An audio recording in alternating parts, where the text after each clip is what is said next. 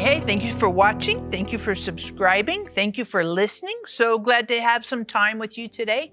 Of course, I would encourage you, share this series with your friends, because this is a really powerful series, relates to not only physical healing, but all kinds of applications in our relationships, in our souls, emotions, our thoughts, all kinds of areas where we can receive and participate in healing that Jesus has for us. And so we're looking at John chapter 5, verses 1 through 16, and we're deconstructing this healing that Jesus did for a man at the pool of Bethesda.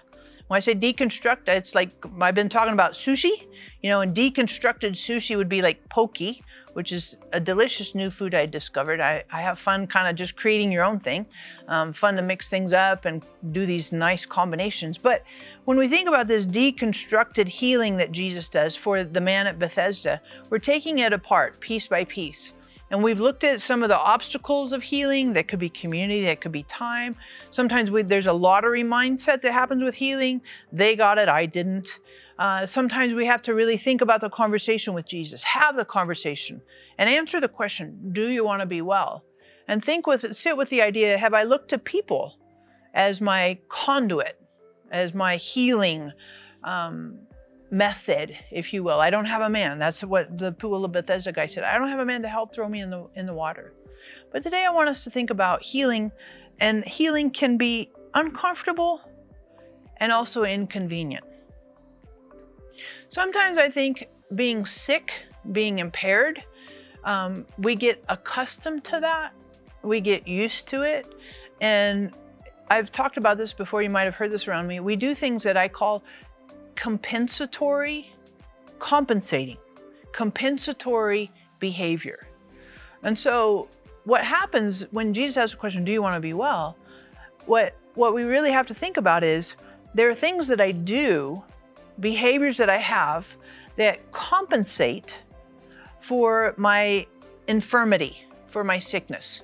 So for example, back in college, I dislocated my shoulder. I was playing basketball, ran into one of my teammates, bounced off, and dislocated my shoulder. And it really hurt. Really, really hurt. And I had to have surgery because I tore the labrum, blah, blah.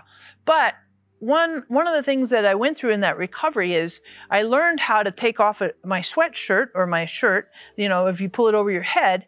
I learned how to do that without hardly moving my shoulder.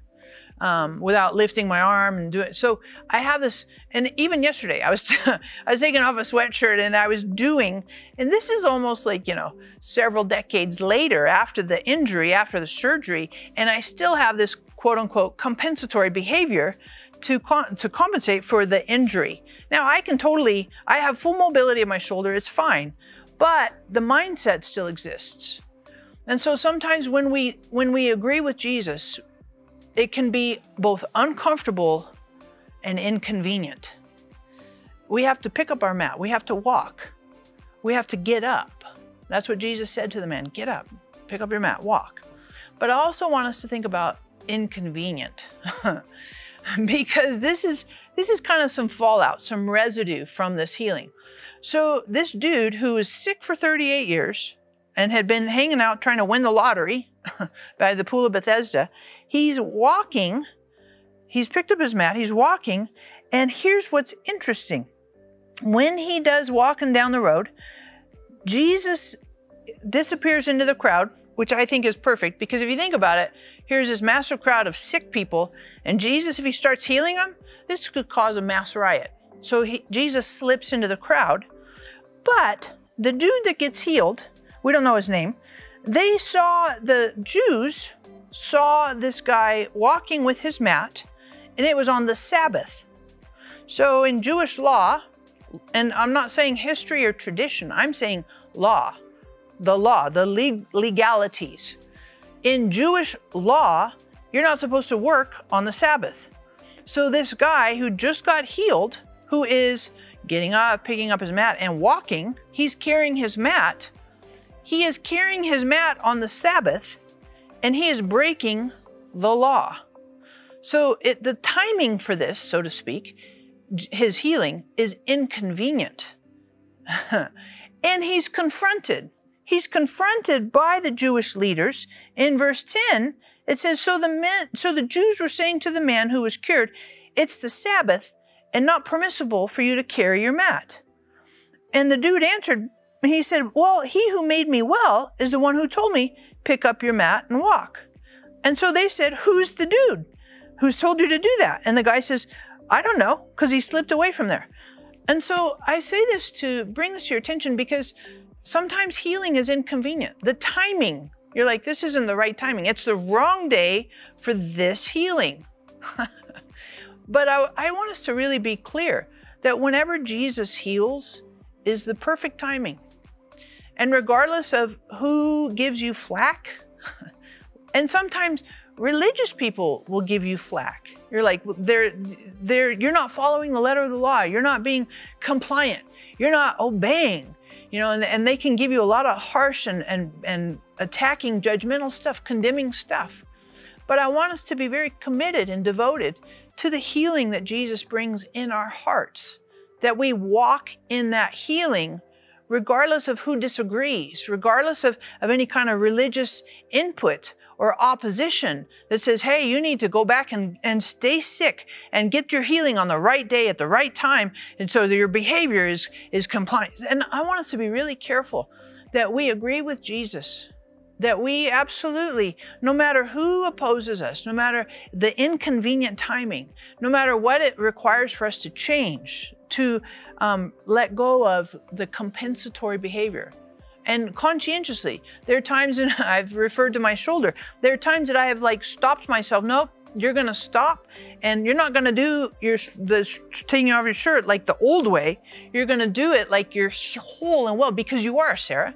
And so it's a nice reminder to me, not only physically, but also in other areas of my life, in my soul, in my heart, all these things. I think it's very important for us that we continue to walk in the healing, regardless of how uncomfortable it might be, especially at the beginning. And carrying the mat, who knows? I don't know that it'd be real comfortable and friendly to carry a mat, but I'd much rather walk in the healing and the freedom and the vitality that Jesus has for me and work around the discomfort and work around the inconvenience to be the full person and the mobility and the wholeness of who God designed, rather than staying stuck in that sickness, in that impairment. So I just want to encourage you, as you think about this deconstructed healing, Jesus does and can heal us physically, mentally, emotionally, spiritually, relationally, all these areas. Jesus can and does heal us. And when we think about this deconstructed healing, let's think about what that looks like in our lives.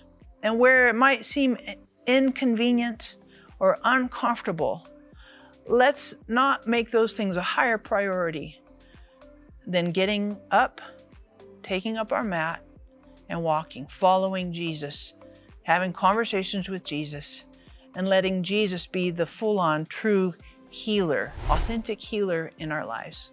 So thank you for subscribing. Of course, hit the notification bell right there. Super helpful, keeps you posted on the content that we put up. And here's a question for you to think about.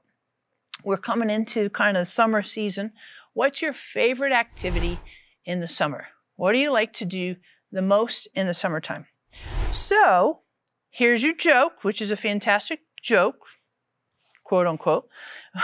What do you call a knight who is afraid to fight? Knight, as in K-N-I-G-H-T, you know, Knights of the Round Table, all that, King Arthur. You call the knight who is afraid to fight surrender. Nice. I know, super lame, but our next series will be amazing with incredible jokes. Thanks so much.